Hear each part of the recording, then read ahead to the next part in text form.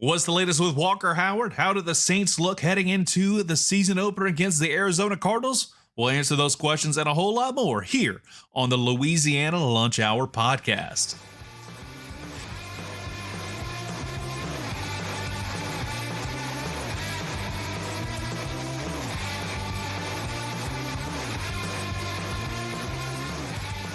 And welcome back to the Louisiana Lunch Hour podcast. Great to be with you. Make sure you go hit the follow button if you're on Spotify, or subscribe today if you have Apple Podcasts, Amazon Music, or if you're checking us out on the YouTube channel.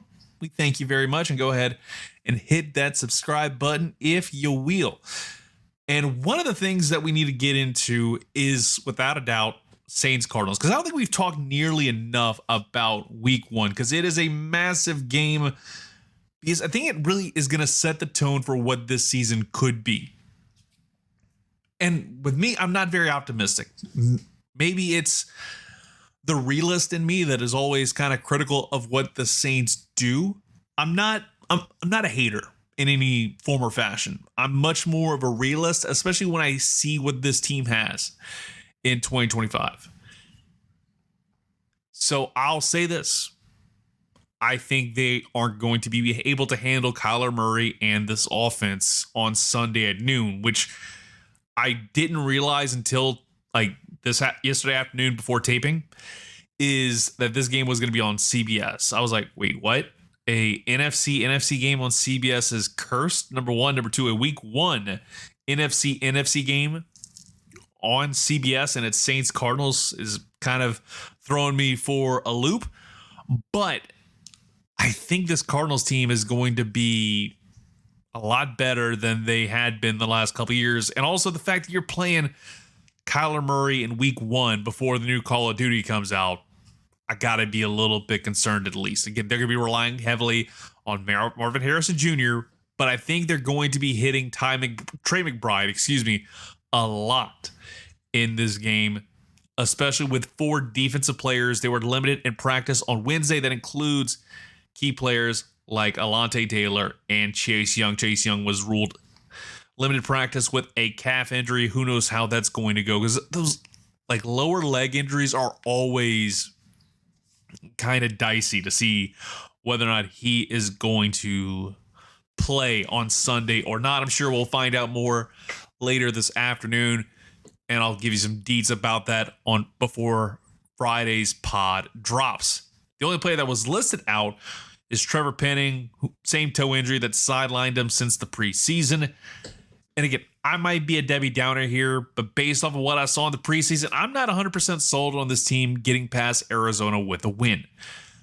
Don't get me wrong. They are going to get wins on the board. I don't think they're going to be an 0-17 team. I definitely feel like they're going to do better than that. Again, that's a low bar to cross, but I think they can cross that bar.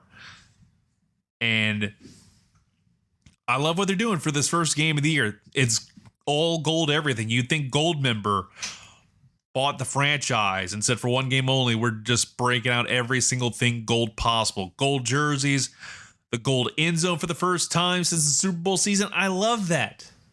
But I'm not necessarily sure we're going to get a competitive ball game to start the 2025 season.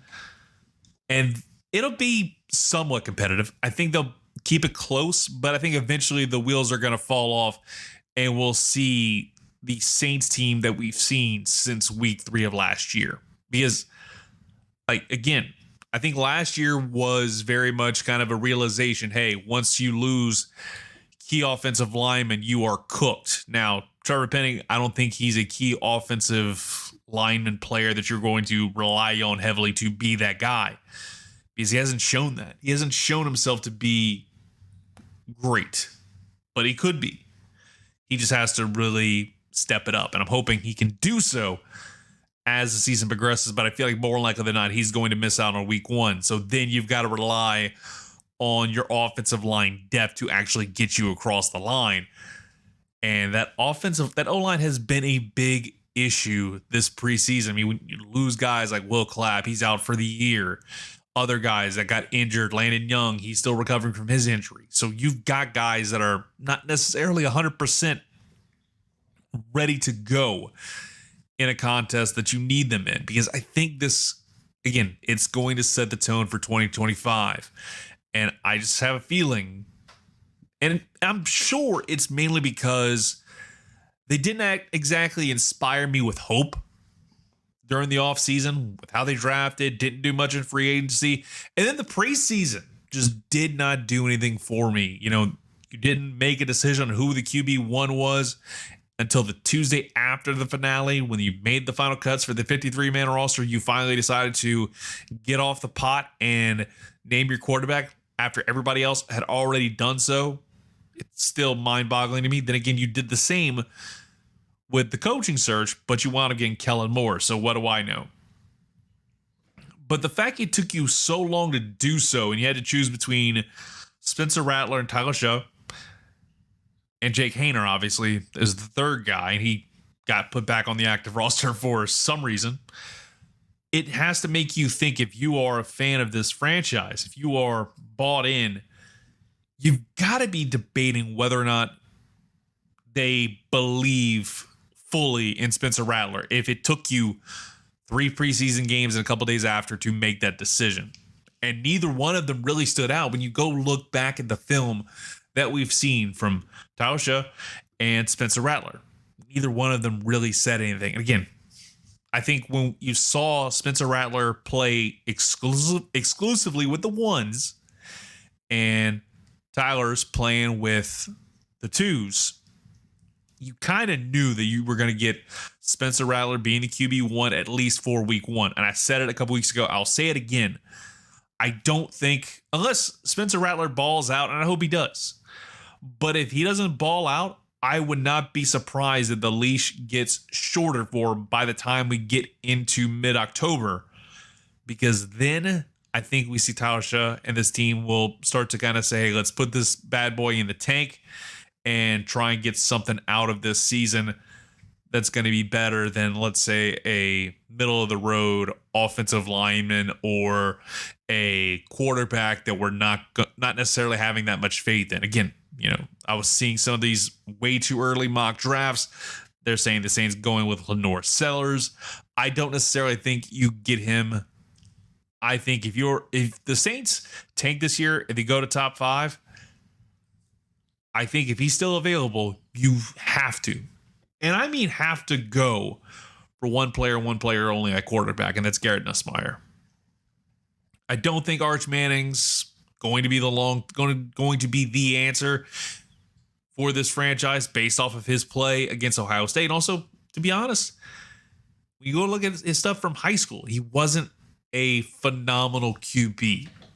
I'd much rather get the Nuss bust there. And yeah, you get the little Nepo baby comments out of the way because his dad's a coach on the team, all that stuff. I get it. I will completely understand that. But at the same time, if you got a guy that is a gamer and is able to win big games like the game against Clemson this past Saturday, I kind of have to say, I think it's time to throw the don't draft LSU players theory out the window and don't go for a just regular guy that you could probably get later on in the draft. You need to get something going in the first round because you already traded some really high caliber picks in 2026. So I'm not going to give you a score prediction. I'll probably do that on tomorrow's pod, but I definitely have a lack of faith in what this Saints team can do. I'm intrigued, though, on the offensive side of the football to see what Devon Vele does because we didn't see him play in the preseason after he got traded. And also, I think Kendre Miller, I want to see if he can kind of have a breakout game and kind of show what exactly he can do to get this team over the hump and try and get them to come away with a nice little upset win. Because I would love to be standing here, or sitting here, I should say, on Monday afternoon at lunchtime when this pod drops and say the Saints did it. They are 1-0 to start the season. I'd be over the moon about it. I'm just not necessarily sure we are going to see that. Now let's flip on over to the Vermilion and White. I said I was going to have an update for you. Well, we didn't necessarily get the entire update straight from the horse's mouth in Coach Dez, we got morsels of it. We got a little tidbits that we can definitely share with you when it comes to the injury of Walker Howard. And the news surrounding that is obviously not good. But we didn't get the whole story, which was strange because I think, if he's injured and you have to do injury reports to the Sun Belt Conference, you would disclose what exactly that injury is. But Dez is keeping mum when it comes to that part. Instead, he opted to simply say he's out for Saturday's contest against McNeese State, and he'll seek a second opinion about the injury. Now, we're going to operate under the assumption that this second opinion is about whether or not to get surgery, which turns the 2025 season completely on its head. And there was another bit of morsel of news when it comes to what we heard straight from the coach's mouth. I'll get to what some of the reports are saying, because this is at least a somewhat reliable source, is that Daniel Beal will be the QB1. This coming straight from Dez, and Lunch Winfield will be seeing playing time. That kind of tracks with what I was saying on Tuesday, where Winfield could be a lot like Levi Lewis in 2018 when Billy Napier first came aboard as the head coach. If you go back and watch that, every fourth drive, Levi Lewis did take over, and he brought an offensive spark. Now, I think you either go, you do that, which would be great, or you go a second route and have him kind of be that occasional wildcat once or twice a drive when you got a short yardage situation, and you have Lunch just do what he does best and scamper down the field and get 1 or 2 yards and be a lot like what we saw last season when the Cajuns played Tulane in that piping hot September 21st ball game, where every time Tulane had the ball, like a 4th and 1, it was pretty much a direct snap and push, all that stuff.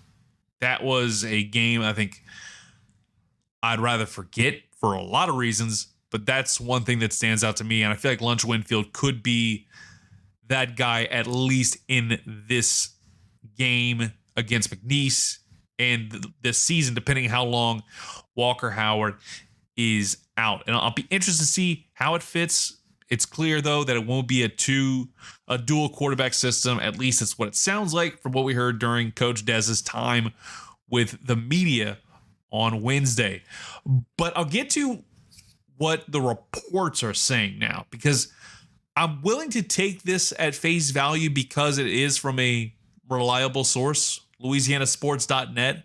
They are reporting that it is an oblique injury. And that kind of tracks with something I've at least theorized. I never said outright what it was going to be. It could have been his leg. Again, he had an injured fibula during his senior year of high school.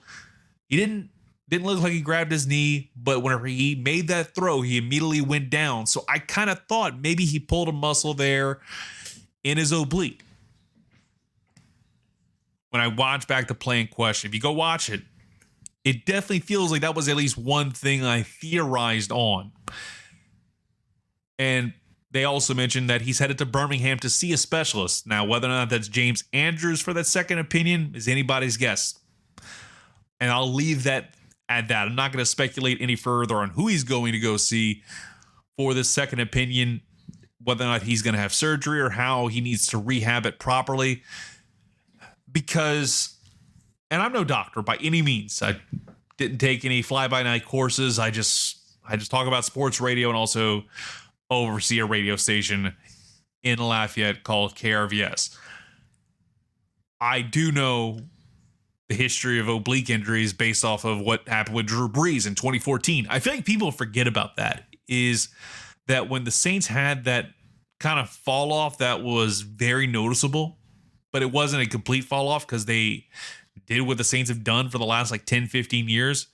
And that is, if they don't look good, they just go to 7-9, and they don't tank enough. They do just enough to not be horrible and get a good draft pick, which has always boggled my mind. But when you go back to that injury that Drew Brees had back in 2014 to his oblique, I think you can say that this could be a big problem for the Cajuns if he does return to the field not at 100% and not using the same mechanics that he was using before. Obviously, when you have an injury like that, results may vary. But when Brees had that injury, it was worse than what he let it on to be. His throwing mechanics were off. It took him a while to really get back to that level of great play that we all expected from Drew Brees. And we saw him have that resurgence in 2017, mainly because once they got rid of Adrian Peterson, they realized what they had in a K-41. And next thing you know, the dude was going crazy. Like, Drew Brees from 2017 to 2019 may have been like the second coming of his career. And honestly, man, I miss those days whenever you knew Drew Brees could get you back to the promised land. But we aren't at that point. And I'm hoping the best for Walker Howard if the reports are true. Again, it's a reliable source they're reporting, and I'm willing to take them at face value. Mainly because they're a reputable source, and I'm sure the person they are talking to knows what they're talking about. It's not just they're pulling this out of their rear end. I'm not going to hate on them. And if it does come out to be, a little bit of a fake news Jones, I'll gladly eat that crow. But I am intrigued to see what happens with this Cajuns team with Lunch Winfield and Daniel Beal. Whether or not I'm really just intrigued to see what they do in that position. More because I think we see Daniel Beal long term being the right answer for this team to kind of get things done and at least have a solid chance at winning. And it's mainly because he has experience. Lunch Winfield, I don't think he has that experience level yet. And again, Beal's been thrown into the fire. I think this is a good opportunity for him to finally show what he can do as the starting quarterback and have time to prepare, because the last few times he's had to play, he did not have any time to prepare. It was just like, oh, bleep, I have to get out there and do this right here, right now, like in the championship game. You can't have that. You need to have that opportunity just to kind of like get into the groove and have that comfortable feeling that, hey, I'm going to be the starting quarterback. I'm going to lead this team, and I'm going to practice with the ones a week. I think that's going to be a great step in the right direction for his natural progression in his career. Now, whether or not that actually results in positive impacts on the field remains to be seen. But I said it on Tuesday's pod. I'll say it again. They have to win this game. And this isn't coming from like Homer radio or anything. No, this is just straight up fact. You have to win this game. Because if you don't, there's going to be a serious conversation that will be had concerning the future of Coach Dez by the time we get to the end of the season, because that loss could loom very, very large. And now we get to some quick news across the state of Louisiana. Again, fairly light news day. We talked about some of the injury report stuff for the New Orleans Saints. But LSU baseball, they got announced to be playing in the Live Like Lou Jacks College Baseball Classic. And this is part of the Live Like Lou Foundation. It's named for the Hall of Famer Lou Gehrig, and it focuses on ALS research and honors the legacy of the former New York Yankee. And this will be going on at ViStar Park in Jacksonville, Florida. I don't know how close it is to Daly's Place. Maybe they could make a trip over there while they're out and about in Jacksonville. This will be going on February 20th through the 22nd. LSU will be opening things up 1 o'clock on Friday, February 20th against Indiana. Then they're going to play Notre Dame and extremely early 11 a.m. first pitch. So make sure if you're going to be watching that game, make sure you brew up a pot of coffee for that contest. And then they'll wrap it up with a game TBD on February 22nd. So trust me, you're going to want to. And again, this is a LSU baseball team, defending national champions, getting opportunity to play in a really cool classic. It's always fun. And hopefully they can kind of get some stuff going and continue to be one of the top ranked teams going into the 2026 college baseball season. Because I think right after that, you're going to start getting into the meat and potatoes of SEC conference play. Can't wait to talk about what's going on with college baseball. Can't wait to talk about college football tomorrow. It's a Friday. We're going to get into predictions. We're going to deep dive into a lot of the games, give you my thoughts, predictions, and a whole lot more. And that's how we always wrap up the week on a big old Friday. And also, it's just been fun, to kind of get back into this because, for a while, and I think I said this a lot on Monday, was for a while, I didn't think I was going to come back to doing this kind of thing on a regular basis. I'd done sports radio for about 7-8 years, was a lot. And then I said, you know what? I want to take a step back. And that was like completely almost a detox. I didn't watch as much sports as I used to. I just found other things to do to fill my time that brought me joy. I'd watch sports if it was the Cajuns, the LSU, or whatever. But I definitely took a back seat. But I feel like in the last year or so, I've been able to find a lot more joy and a lot more just ease and being able to say, hey, 2025 college football season, it's a perfect time to come back to that part of the world. And I will also say, before we wrap up the pod, is I will not be talking high school football on this pod. I don't feel like talking about high school kids. Unless it's about commitments to programs, I'm going to leave that sleeping dog lie. I feel like, especially because this is going to be more of a all-encompassing Louisiana sports podcast, I don't feel like I'm willing or able to talk fully in depth about the high school programs across the state.